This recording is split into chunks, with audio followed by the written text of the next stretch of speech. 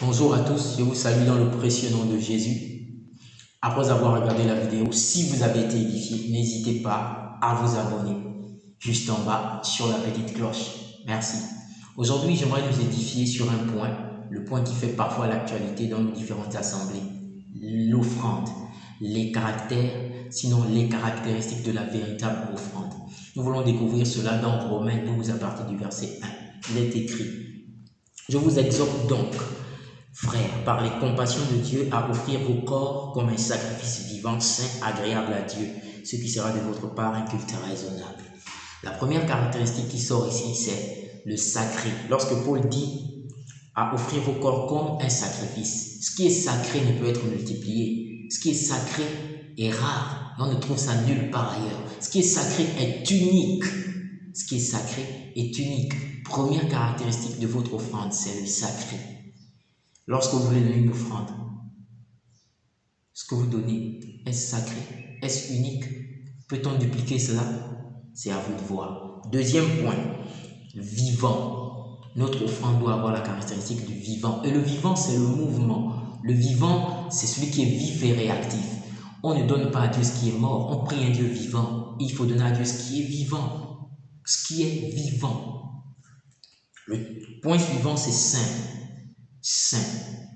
L'une des caractéristiques de la véritable offrande, c'est que notre offrande doit avoir la caractéristique de sainteté. Attention, sainteté ne voudrait pas dire, comme certains le pensent, que bon, moi je ne tue pas, moi je ne fornique pas, je ne commets pas d'adultère, je suis saint, Dieu ne voit pas que ceci. La sainteté est le résultat de l'obéissance à la parole de Dieu.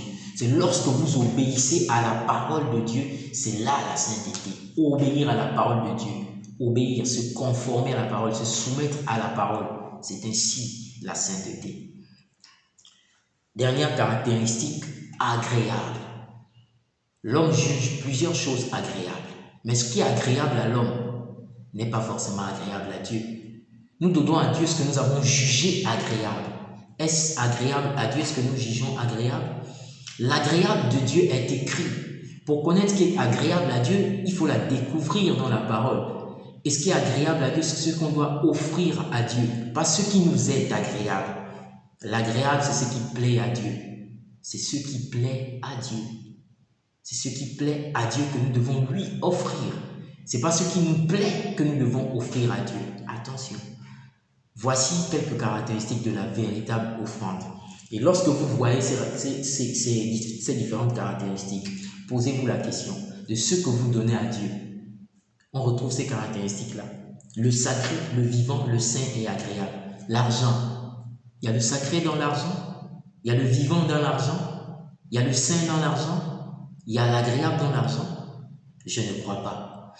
Toutes les richesses de la terre que nous donnons, que nous pensons donner à Dieu, ces richesses ont-elles ces caractéristiques? Le sacré, les richesses sont-elles sacrées? Il y a du vivant à l'intérieur. Il y a du saint, de l'agréable à Dieu à l'intérieur. Le culte raisonnable doit avoir ces caractéristiques. L'offrande véritable doit avoir ces caractéristiques. Que Dieu bénisse sa parole et qu'il nous aide davantage à l'aimer. Amen.